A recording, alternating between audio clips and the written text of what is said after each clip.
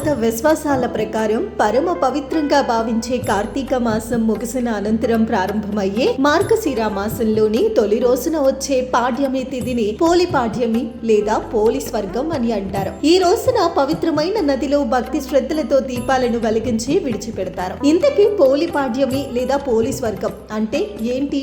ఈ పేరు ఎలా వచ్చింది? అసలు పోలి అంటే ఎవరు? ఈ పవిత్రమైన రోజున పాటించాల్సిన ఆచారాలు, పద్ధతులు ఏంటి అనే ఆసక్తికరమైన విషయాలను ఈ వీడియోలో తెలుసుకుందాం.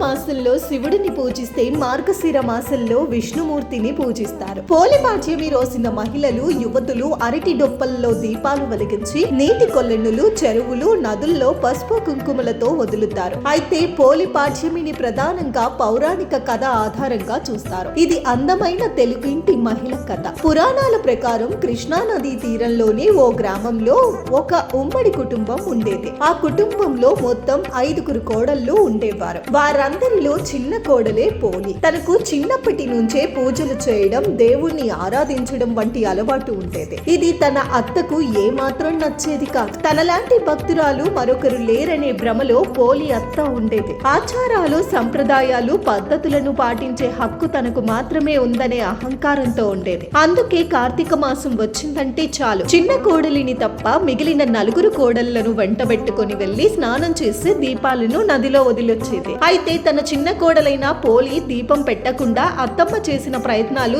ఏమాత్రం సాగలేదు. దీపాలను అందుబాటులో లేకుండా చేసినప్పటికీ పోలి మాత్రం ఇంటికి సమీపంలోని పత్తి చెట్టు నుంచి కొంత దూదిని తీసుకొని దాంతో వత్తులు చేసుకొని కవ్వానికి ఉన్న వెన్నెను రాసి దీపాన్ని వెలిగించేది. ఆ దీపం కూడా ఎవ్వరికీ కనబడకుండా మెదర బుట్టను కప్పేది. ఇలా పోలి కార్తీక మాసం అంతా దీపాలను వెలిగించేది. ఈ నేపథ్యంలో కార్తీక మాసం చివరి రోజైన అమావాస్య రోజున నదీ స్నానం చేసి దీపాలను నదిలో వదిలేందుకు అత్తగారు బయలుదేరారు. అయితే వెళ్తూ వెళ్తూ పోలికి ఆ రోజున దీపాలను వెలిగించే తీరిక లేకుండా పనులన్నీ అప్పగించింది. అయినా కూడా పోలి ఎప్పటిలాగానే తన పనులన్నీ వేగంగా పూర్తి చేసి అన్ని కష్టాలను అధిగమించి కార్తీక దీపాన్ని వెలిగించింది. దీంతో తన భక్తి శ్రద్ధలను చూసి దేవదూతలు ముచ్చటపడ్డారు. వెంటనే తనను స్వర్గానికి తీసుకెళ్లేందుకు పుష్పక విమానంలో వచ్చారు. అది చూసిన అత్త తన 4 కోడళ్ళు అది తమ కోసమే వచ్చిందని సంతోషించారు. అయితే అందులో పోలి ఉండేసరికి షాక్ అయ్యారు. వారు కూడా స్వర్గానికి వెళ్లాలనుకునే తొందరలో పోలి కాళ్ళు పట్టుకుని